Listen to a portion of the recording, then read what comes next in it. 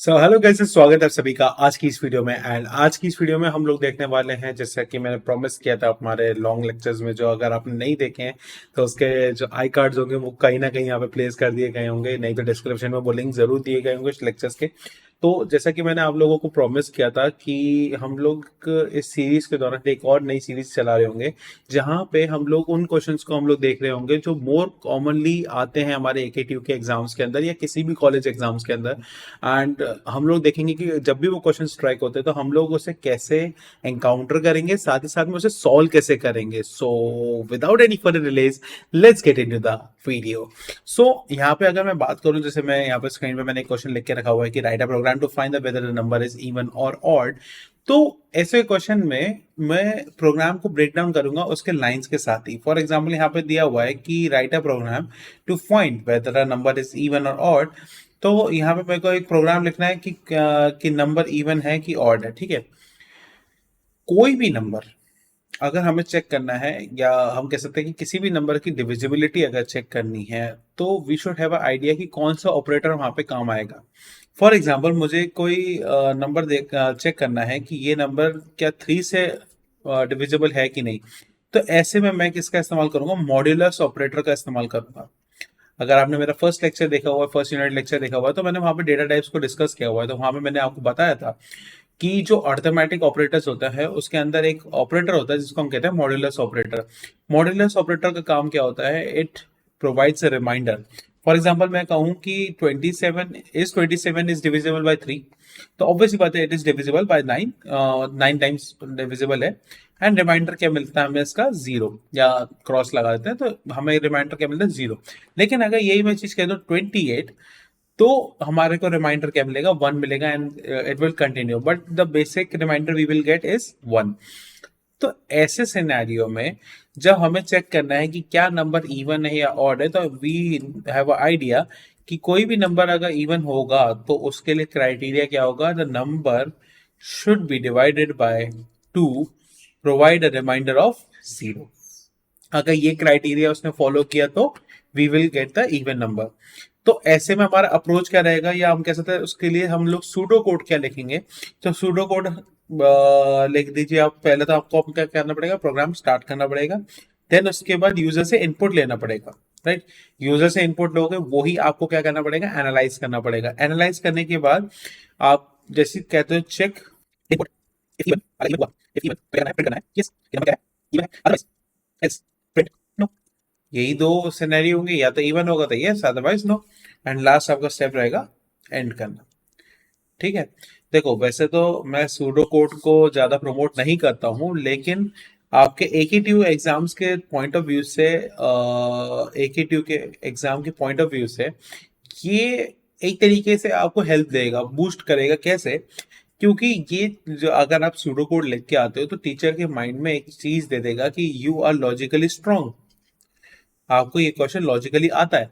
It means कि अगर आपने लॉजिकली कर लिया तो आप कोड भी उसे आसानी से कर पाओगे। तो ये एक माइंडसेट क्रिएट करता है टीचर्स के दिमाग में। सो आई हाईली रिकमेंड कि अगर कोई क्वेश्चन है, आपको सूडो कोड उसका मालूम है, या आप लॉजिकली उसको एक्सप्रेस कर सकते हैं, तो आप करिएगा। ठीक है, तो ये तो बात हो गई सूडो कोड की। सूडो कोड, ठीक है, सूडो कोड। एंड अब बात कर लेते हैं जो मेन प्रोग्राम है उसके लिए। तो चलते हैं अपने स्क्रीन पे। तो हम आ चुके हैं अपने VS कोड के अंदर। सिंपली यहाँ पे मैं एक फाइल बना देता हूँ एंड क्रिएट p1.py। ओके, सो मेरा सबसे बेसिक काम जो यहाँ पे स्टार्ट करने वाला हूँ वो होने वाला है कि यूजर से इनपुट लेना। So I am creating a variable name user data equals to. And आपको मालूम है कि कोई भी हमें जब इनपुट लेना होता है यूजर से, we will use the input function.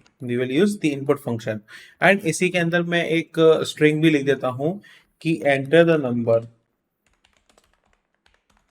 ठीक है, बट मैंने एक चीज बताई है कि बाय डिफॉल्ट जब भी आप किसी से यूजर से इनपुट लेते हो यूजिंग द इनपुट फंक्शन, तो यहाँ पे जो उसका टाइप होता है, जो डेटा टाइप होता है, वो क्या होता है? स्ट्रिंग होता है। फॉर एग्जांपल टाइप चेक करने के लिए क्या करना पड़ेगा? टाइप फंक्शन का इस्तेमाल करते हैं हम लोग एंड लिख देते हैं यूजर डेटा। एंड इसको पूरे को इंक्लोज कर देते हैं प्रिंट फंक्शन के अंदर।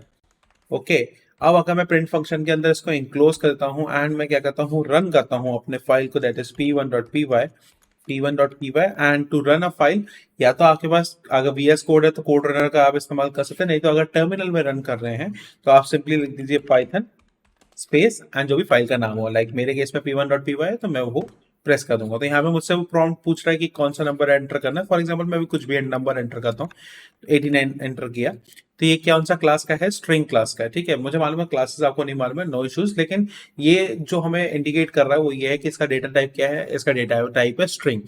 तो हम लोग किसके साथ ऑपरेट कर रहे हैं इस समय, नंबर के साथ। तो ये इस चीज में हमें क्या करना पड़ेगा, टाइप कास्टिंग करनी पड़ेगी। किस टाइप की टाइप कास्टिंग करनी पड़ेगी, एक्सप्लिसिट।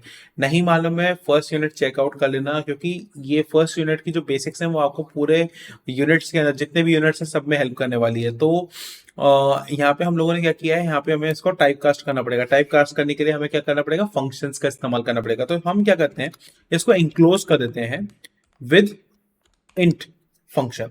ठीक है, अब मैं वापस से अगर इसको रन करता हूं तो यहाँ पे हमसे पूछ रहा है एंटर द नंबर। अगर मैं लिखता हूँ 65, okay, I have placed the wrong where, okay. अगर मैं यहाँ पे क्या करता हूँ, मैं वापस से लिखता हूँ एंटर द नंबर और मैं कोई भी नंबर एंटर कर देता हूँ, तो इस टाइम मेरा क्या आता है, पहले जो इंटीजर आ रहा था अब उसकी जगह क्या, वो पहले जो हमारा स्ट्रिंग आ रहा था उसकी जगह क्या आ रहा है, इंट आ रहा है। तो हमारा टाइप का सक्सेसफुली हो गया। अब बारी आती है लॉजिक लिखने की। ठीक है, सेकेंड यूनिट आप लोगों ने देखी हुई है, नहीं देखी हुई है नीचे लिंक दी है, मैं बार बार नहीं बोलूंगा मैं। ठीक है, तो हम लोगों ने यूजर से इनपुट लेना तो शुरू कर दिया। अब है इस यूजर के इनपुट को चेक करना कि वेदर ये नंबर जो है डिविजिबल है या weather the number is even और नॉट। तो इसमें मैं कंडीशनल स्टेटमेंट इस्तेमाल करने वाला हूं, इफ एंड एल्स। ठीक है, तो हम क्या करेंगे, एक सिंपल कंडीशन लिखेंगे कि इफ यूजर डेटा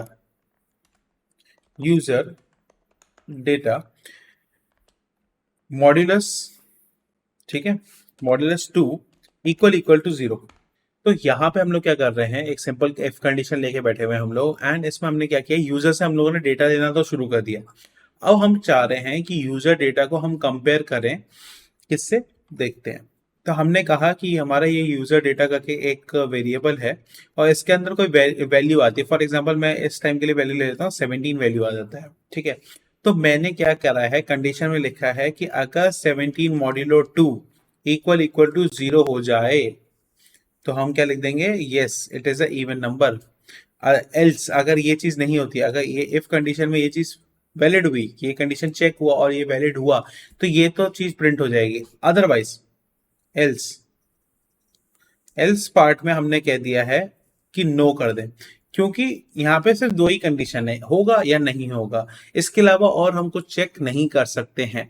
ठीक है, तो यहाँ पे फॉर एग्जांपल हमने कहा है 17 मॉड्यूलो 2, तो मैंने अगर 2 को 17 से डिवाइड किया तो हमें मालूम है कि 8 टाइम्स जाएगा तो ये 16 हो गया एंड 1 रिमाइंडर हमें बच गया, मतलब रिमाइंडर बच रहा है। तो क्या अगर हम लोग इसको इवेल्युएट लिख दे 1 इक्वल टू 0, क्या एक 0 के बराबर है, क्या ये दोनों वैल्यूज कभी बराबर हो सकती हैं, नहीं हो सकती हैं। तो इस कंडीशन में हमारा क्या होगा, ये वाला पार्ट एग्जीक्यूट नहीं होगा एंड ये वाला जंप करके किधर आ जाएगा, एल्स पे, एंड क्या कर देगा, नो प्रिंट कर देगा। लेकिन अगर यही 17 की जगह क्या होता, 16 होता, तो रिमाइंडर क्या हो जाएगा, अब इसकी जगह अगर ये नंबर 17 की जगह 16 हो गया तो रिमाइंडर भी 0 हो जाएगा। तो अब क्या हो जाएगा, 0 बराबर 0। अब ये चीज जो है टेक्निकली राइट है, तो हम क्या करेंगे, ये वाला पार्ट जो है हमारा एग्जीक्यूट हो जाएगा। यही चीज अब हमें क्या करना है, कोड के अंदर करना है। ठीक है, तो अब क्या करना है, हम लोगों ने लिख दिया इफ यूजर डेटा, ये हम लोग सिंपली करेंगे, कॉलन लगाएंगे यहाँ पे एंड लिख देंगे प्रिंट, स्ट्रिंग लगाने के बाद हम बोल देंगे यस इट इज इवन।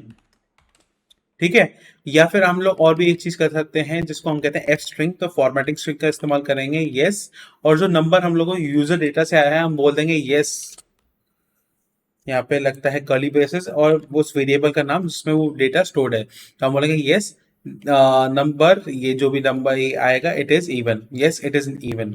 ठीक है, सेम पार्ट हम लोग करेंगे किस पार्ट के लिए, एल्स वाले पार्ट के लिए, तो हम बोल देंगे else, else print it is not even, it is not even. या फिर हम क्या कर सकते हैं, फिर से एफ स्ट्रिंग का इस्तेमाल करेंगे एंड यहाँ पे लिखेंगे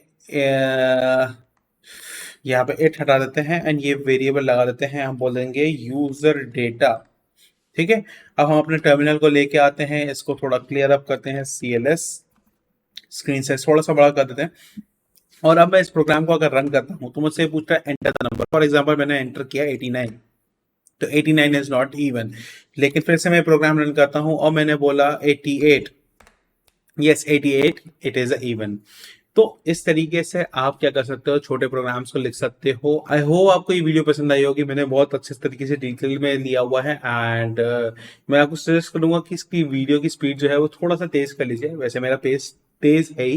एंड आई होप ये वीडियो आपको पसंद आई होगी, पसंद आई हो तो लाइक शेयर एंड सब्सक्राइब करना ना भूलें। एंड मिलते हैं आपसे नेक्स्ट वीडियो में। Until then stay safe, keep coding, piece.